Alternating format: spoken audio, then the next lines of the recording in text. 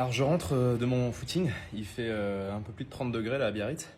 Et je fais cette vidéo parce que j'ai croisé un monsieur qui m'a dit « Attention, c'est dangereux de courir avec la chaleur, vous risquez de mourir ». Bon, je pense que c'est pas mal d'expliquer 2-3 trucs. Avec SafePace, on a fait un épisode spécial sur l'entraînement à la chaleur qui est passionnant, qui sortira bientôt. Mais en gros, il faut savoir un truc, c'est qu'il y a évidemment une différence entre les coureurs débutants qui ne sont pas habitués à faire des gros volumes d'entraînement, qui ne font pas d'intensité ou très peu. Et évidemment, pour ces personnes-là, c'est une mauvaise idée d'aller courir quand il fait plus de 30 degrés parce que ça va mettre leur corps dans un état de stress trop élevé. En revanche, si vous vous entraînez beaucoup, que vous avez un gros volume d'entraînement, que vous avez l'habitude de faire des séances d'entraînement intensives où vous faites monter votre cardio très fort, là, c'est pas la même configuration. Là, dans cette configuration, pour les athlètes entraînés, ça peut être intéressant d'aller s'entraîner justement quand il fait chaud.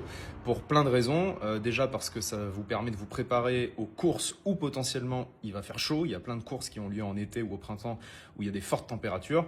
Et là, pour le coup, il n'y a rien de pire que de se présenter sur une ligne de départ à une course où il fait 32-33 degrés et ne pas vous être entraîné avant à la chaleur. Parce que là, c'est risqué. La tolérance à la chaleur, c'est comme tout, ça se travaille. Et donc, si on veut supporter des efforts quand il fait chaud, eh ben, il faut s'entraîner quand il fait chaud. Mais au-delà des courses où il fait chaud, il y a certaines études qui montrent que même dans des conditions normales, les athlètes qui se sont entraînés à la chaleur ont des performances plus importantes. Ça permet de créer des adaptations physiologiques et donc ça peut avoir un intérêt aussi, y compris pour des courses en milieu tempéré, de s'être entraîné à la chaleur. Alors évidemment, il y a des précautions à prendre quand il fait très chaud, comme aujourd'hui, et qu'on veut aller s'entraîner.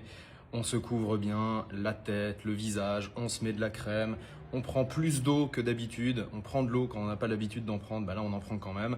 Voilà, il faut faire évidemment attention aux moindres signes inhabituels, des vertiges, mal de tête, des palpitations. On s'arrête immédiatement. Donc il y a des précautions à prendre, mais c'est possible de s'entraîner à la chaleur quand on est déjà entraîné au préalable et quand on est en bonne santé. Évidemment, ça ne vaut pas pour les personnes qui ont des pathologies particulières, des maladies, et dans ces cas-là, ça va sans dire qu'il faut d'abord demander l'avis de son médecin. Je développe pas plus, je suis pas spécialiste, je vous invite à regarder l'épisode de SafePace qui sortira bientôt spécifiquement sur cette question de la chaleur, où pour le coup, on a interrogé des spécialistes et vraiment, c'est passionnant.